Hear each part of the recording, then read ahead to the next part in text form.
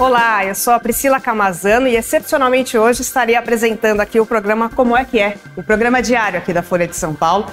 E hoje nós vamos falar sobre maternidade. Domingo é Dia das Mães e a gente resolveu trazer esse tema aqui para o programa. E a gente vai falar especificamente sobre uma pesquisa que apontou que as mulheres estão adiando a maternidade. A gente vai tentar entender um pouquinho melhor sobre isso e trazer os dados dessa pesquisa. E para falar sobre esse assunto, nós convidamos a editora da iniciativa Todas do jornal, a Vitória Damasceno, que está aqui do meu lado. Vicky, seja bem-vinda novamente. Muito obrigada, sempre um prazer ter aqui. Prazer é todo nosso. Legal. Vicky, como eu falei, a gente vai falar aqui de maternidade, né? Eu quero que você explique. A gente tem, vocês, né, da iniciativa Todas estão com uma matéria falando de uma pesquisa. Eu queria que você me falasse, né, a pesquisa da Fundação SAED, que é o Sistema Estadual de Análise de Dados. O que diz essa pesquisa sobre a taxa de maternidade? Isso. É assim, a pesquisa nos mostra exatamente o que você falou, que as mulheres estão começando a ter filhos mais velhas. Começando não muito certo, diria que é uma tendência que já vem de uns últimos anos e que essas pesquisas refletem com mais precisão. Essa pesquisa especificamente, ela fala que as mulheres de 35 a 44 anos, que a taxa de fecundidade delas cresceu, ou seja, elas estão tendo mais filhos. E como eu disse, é um resultado daquilo que a gente já vê nos últimos anos, né? As mulheres tendo mais acesso à informação, de forma geral, aumento da escolaridade, mais acesso a contraceptivos. O que acontece? Elas adiam a maternidade, né? Elas se veem diante de uma situação em que elas têm a possibilidade de fazer essa escolha e têm filhos um pouco mais velhos.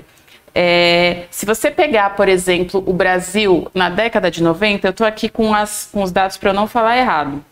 A taxa de fecundidade era elevada entre 15 a 19 anos, né? A gente pegava ali praticamente uma adolescência, início da vida adulta.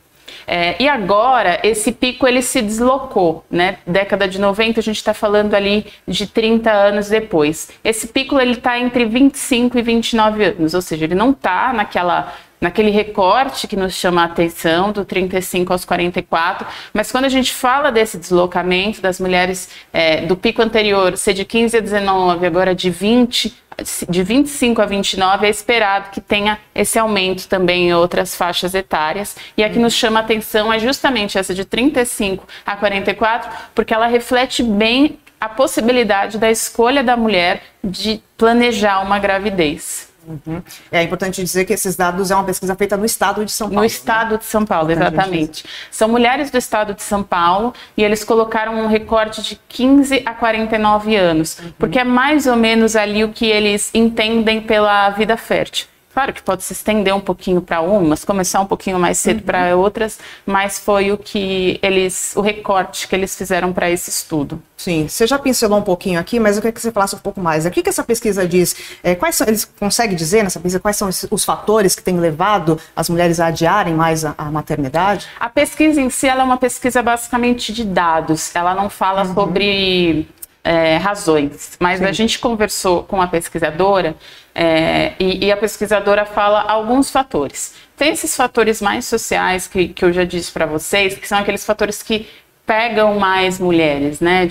Tem mais acesso a contraceptivo, tem mais acesso à informação. E aí o que é? O contraceptivo, as diversas formas de contracepção, aumento da escolaridade. E tem também o que eu vou chamar aqui dos motivos um pouco mais pessoais, né? Por exemplo, a mulher entra no mercado de trabalho, a entrada no mercado de trabalho de forma geral nos últimos anos cresceu da mulher, né? Nas últimas décadas, e isso também influenciou.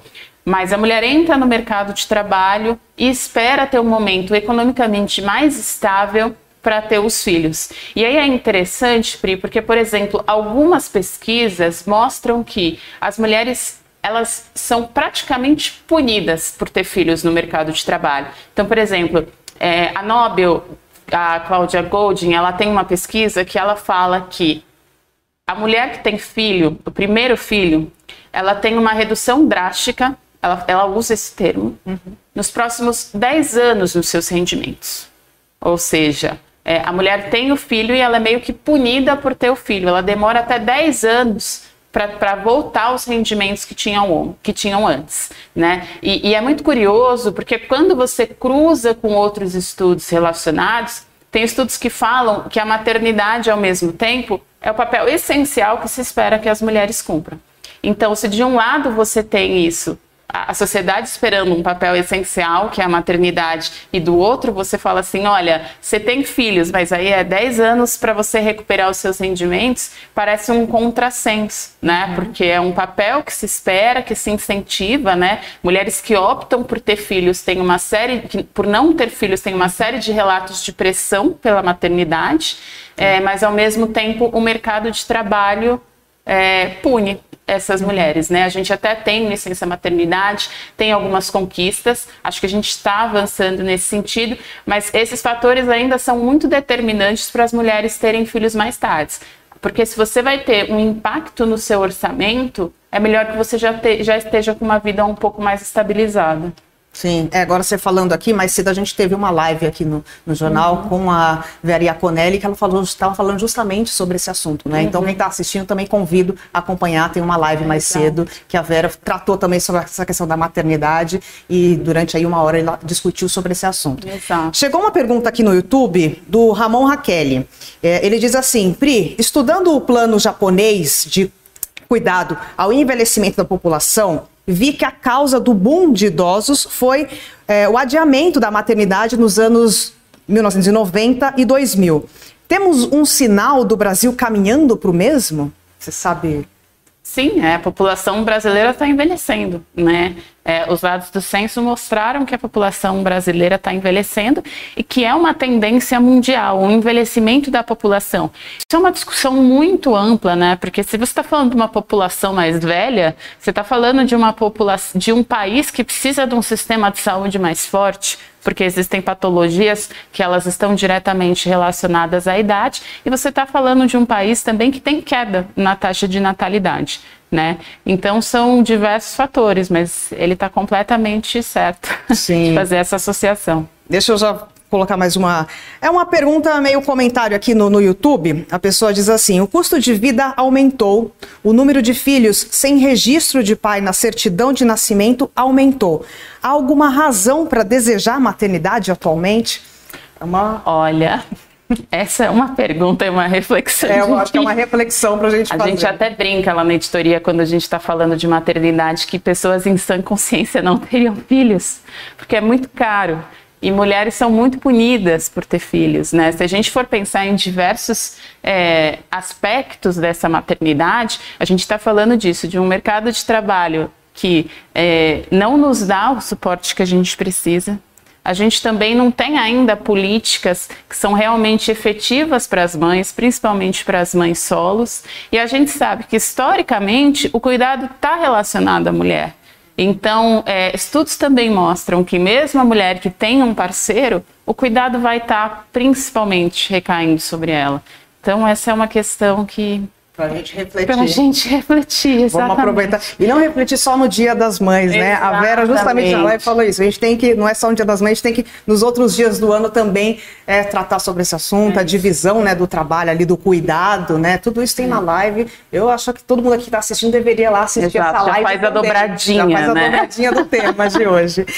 Vicky, voltando na matéria, né, que vocês estão para publicar sobre essa pesquisa, vocês ouviram entrevistaram, né, algumas dessas mães. Queria que você me contasse um pouquinho do que a reportagem ouviu dessas mulheres, alguns desses exemplos. Elas falam muito sobre essa questão da necessidade de ter uma estabilidade, né? Uma das entrevistadas fala, né? Eu e meu marido, a gente já tinha viajado, a gente já tinha juntado dinheiro, a gente tinha condições de ter filhos sem abrir mão de muitas coisas. Então, é tudo muito relacionado a essa questão do mercado de trabalho. E tem um ponto interessante também que a pesquisa traz e que se reflete muito nas pessoas que a gente ouviu, que é o número de filhos por mulher. Esse é um ponto interessante. Deixa eu checar aqui também para eu não falar besteira. A gente está falando O último dado disponível é que as mulheres, a gente está falando de estado de São Paulo, lembrando, tem uma média de 1,4 filhos por mulher, né? Levando em consideração aquela faixa etária de 15 a 49 anos que a gente está falando. E isso também vai naquele mesmo sentido que a gente já tinha conversado, que é mulheres têm filhos mais velhas, mas também têm menos filhos, né? Se a gente pegar o Brasil da década de 60, dados do IBGE, a taxa de fecundidade vai ser de 6,3. O número de filhos por mulher vai ser de 6,3, ou seja, é muito filho e reflete muito a situação socioeconômica do país daquele momento. Para você ter noção, a pílula anticoncepcional chega no Brasil em 1962, ou seja, não é uma data tão distante assim, né? A gente tem aí 62 anos de pílula anticoncepcional no Brasil. Então, nesse momento, quem tinha acesso a esse tipo de medicamento? Praticamente ninguém. Então, a gente tinha uma taxa de fecundidade bem elevada. Conforme o Brasil tem ali um desenvolvimento econômico, um desenvolvimento social, a taxa de fecundidade, o número de filhos por mulher vai caindo. Em 80, por exemplo, a gente está falando aqui, deixa eu ver, agora eu me perdi aqui, 4,4 filhos por mulher. E hoje a gente tem essa taxa de 1,4 em São Paulo e um dado da ONU indica uma taxa de 1,6 no Brasil. E essa taxa é comparada ao de países desenvolvidos. Então, esse movimento de mulheres tendo filhos mais tarde está diretamente relacionado também ao número de filhos que você tem. Até porque, se você tem filhos mais tarde, a sua possibilidade de ter mais filhos depois diminui por conta da idade. E Vicky, e em comparação aos outros países, acho que nessa matéria você também fala um pouco de dados, né? O Brasil em outros países também temos essa diminuição do número de filhos? Sim. Como que é a comparação? Isso é meio que uma tendência, né, que a gente observa. Essa taxa brasileira ela é comparável com alguns países, como por exemplo a Austrália, outros países desenvolvidos, e é uma tendência mundial que a gente vê na Europa, que a gente vê na América do Norte, em diversos países. Tanto que existem alguns locais que têm políticas estatais, mas também existem locais que empresas dão benefícios para você ter mais filhos. Então, assim, existe uma preocupação grande com o envelhecimento da população, até porque se você tem um envelhecimento da população, você tem uma sobrecarga de diversos sistemas, sistema de saúde, sistema previdenciário. Então, assim, precisa de uma população economicamente ativa para você tirar essa sobrecarga. Então, existem essas iniciativas empresariais, não só as empresariais, são de forma geral excepcionais, mas para que as pessoas, de fato, tenham mais filhos e tenham boas condições para criar esses filhos. Uhum. Chegaram mais outros 2 comentários aqui no YouTube. A Camila do Carmo diz assim: muita pressão da sociedade em ter família. Porém, as mulheres na atualidade querem ter situação de vida melhor, ter renda, ter uma faculdade, ter segurança financeira. É justamente o que a gente estava falando aqui, né? A Camila do Carmo tem razão. E o Tiago Ferraz também fez um comentário aqui. É muito caro ter filhos hoje em dia, além de prejudicar a carreira da mulher. Assuntos que a gente já tratou aqui nessa conversa. E Vicky, a maternidade solo tem aumentado? Tem aumentado a maternidade solo também. Também trouxe uns dados aqui para vocês. Vamos lá. Saiu uma pesquisa bem recente da FGV essa semana que fala que hoje são 11 milhões de mães solos, né? E a FGV tem muitas dessas pesquisas. Tem uma pesquisadora especificamente que é a Janaína Feijó, que ela sempre está pesquisando esses assuntos e divulgando os achados da pesquisa dela. E aí vamos aqui os dados. Ela mostra que entre 2012 e 2022 cresceu em 17,8% o número de mães solos no Brasil. Então, assim, a gente está falando de mulheres que são majoritariamente negras e que estão majoritariamente em situação de vulnerabilidade. E também tem um ponto de uma pesquisa Datafolha que a gente fez alguns meses atrás, não vou saber dizer se foi no início desse ano, fim do ano passado, mas tá ali nesse meio, que é o seguinte, é um dado impressionante. 55% das mulheres brasileiras são mães solos, divorciadas ou viúvas. 45% apenas tem um companheiro. Ou seja, a gente está falando de um contexto em que a responsabilidade ela vai cair majoritariamente sobre a mulher, né? A gente já sabe que isso historicamente acontece, já tem um monte de pesquisa, um monte de estudo que fala isso, mas esse dado ele é muito interessante porque ele de fato crava isso, 55% vive uma situação em que está sozinha, é mãe solo, é divorciada ou é viúva. E é muito interessante porque isso dialoga diretamente com o que a gente estava falando lá atrás sobre escolaridade, né? Essa coisa da mulher esperar para ter um filho. Esse estudo do Datafolha, ele mostrou que uma mulher com ensino superior, ela tem, 112% mais chance, a probabilidade de uma mulher ter estudado até o ensino superior é 112% maior se ela não tiver filhos, se comparado com uma mulher que tem filhos pequenos, né? Naquela fase da vida em que as crianças exigem mais da gente. Ou seja, essas decisões que a gente tem batido tanto na tecla aqui, de que as mulheres têm esperado um momento mais oportuno para ser menos punidas pela sua maternidade, também são por isso. Porque se você tem um filho, você é obrigado a entrar numa rotina de cuidados, que é uma jornada dupla, às vezes uma jornada tripla, e aí você tem que fazer o quê? O que cabe mais nessa jornada? Não vai caber o ensino superior nessa jornada, né? Ou vai caber com uma rede de apoio muito grande, que nem todas as mulheres têm. Então, é um cálculo muito difícil. E se você tem a possibilidade, você tem o acesso à informação, eu vou tomar o contraceptivo até X idade, porque X idade eu vou estar mais estável financeiramente, ou então, olha, agora com os meus 35, 36, 38, 40, 42, 44, eu estou mais estável, eu tenho a possibilidade, por exemplo, de fazer uma fertilização in vitro, ou eu tenho óvulos congelados, então tudo isso entra na conta. Né? É muito determinante a forma como a mulher é tratada no mercado de trabalho depois que ela se torna mãe.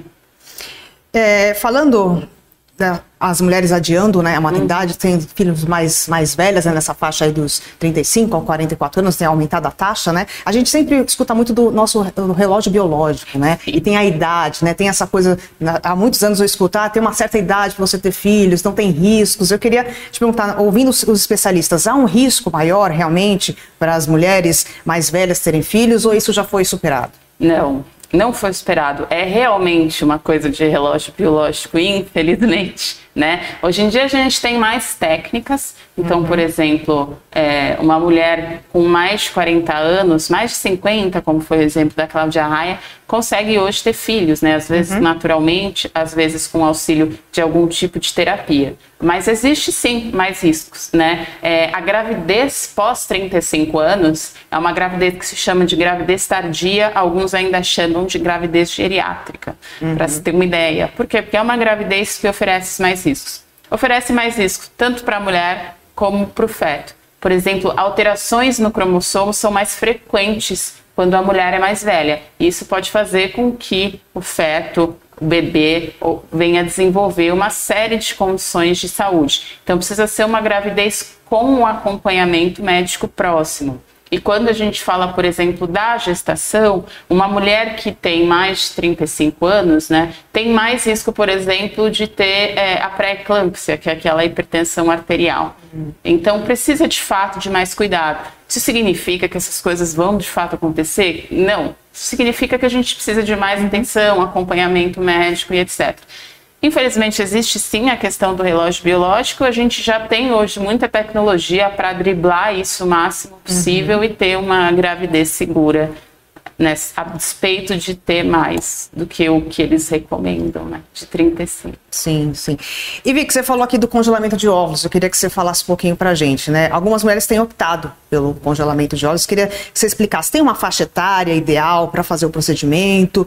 Então, vamos fazer um combo já aqui de perguntas. Quanto que custa? Está disponível no SUS? Vamos tirar as dúvidas aqui sobre congelamento. Então, vamos lá.